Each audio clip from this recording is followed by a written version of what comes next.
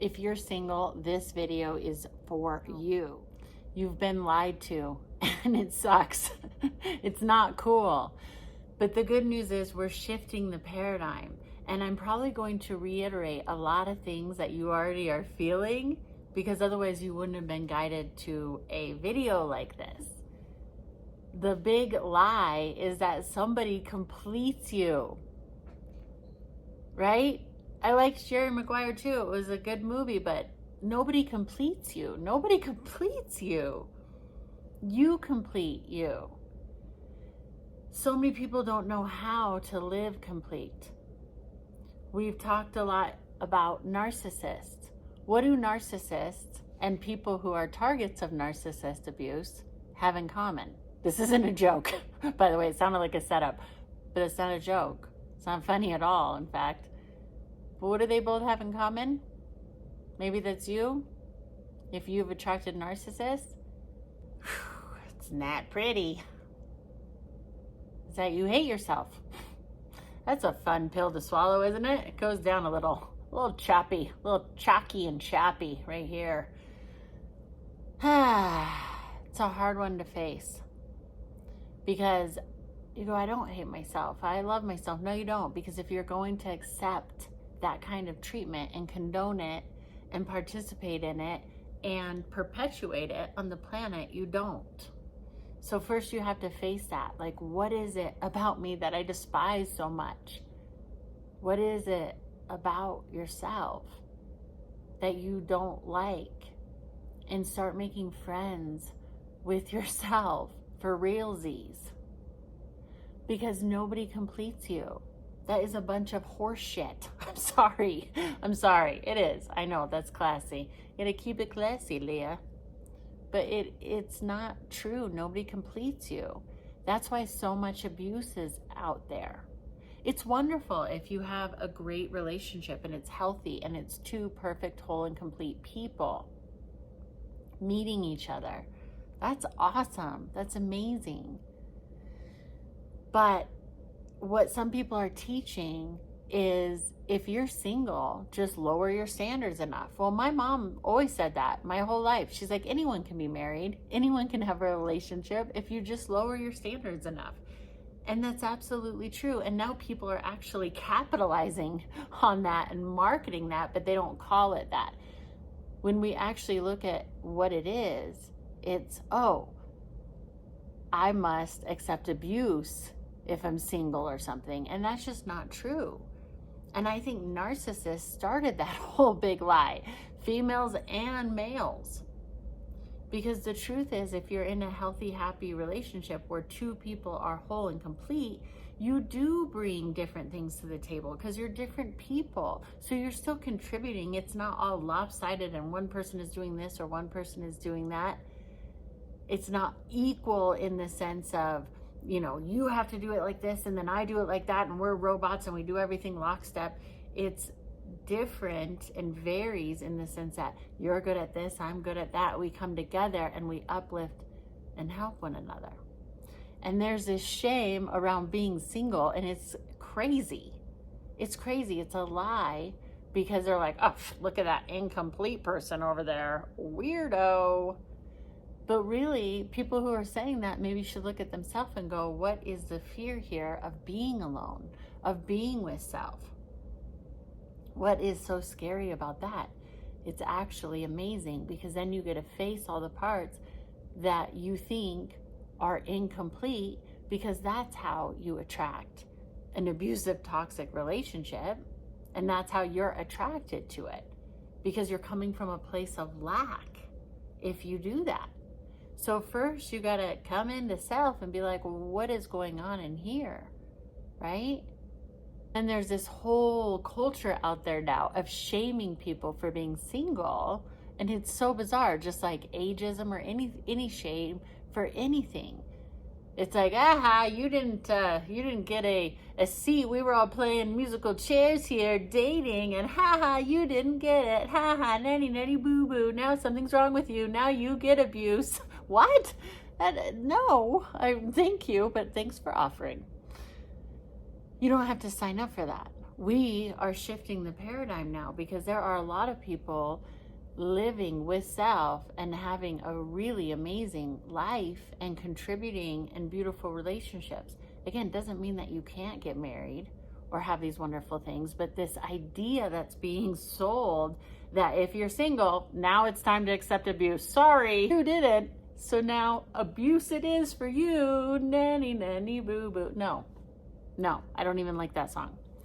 So you don't have to live in that paradigm where you're like, yeah, I almost got drafted for the marriage draft, but almost went pro. But my audition, the audition didn't go well, the date. So it doesn't mean you don't work on yourself. Of course you do. But don't buy into this narcissism, this red pill narcissism that tells you you have to either devalue or be devalued, and that's the name of the game, and that's just the way it is. That's not just the way it is. It is not. That's a toxic way of being, and it may be an old paradigm thing that people were raised with, but it's not what we have to continue and perpetuate. Really? No. So anybody who's scared of being alone, really look at, what am I scared of? And why do I think somebody healthy is going to come fill that for me? Nobody healthy is, because anybody healthy doesn't want somebody in that needy space. Only unhealthy people want that. And that's the codependent relationship that we've been sold.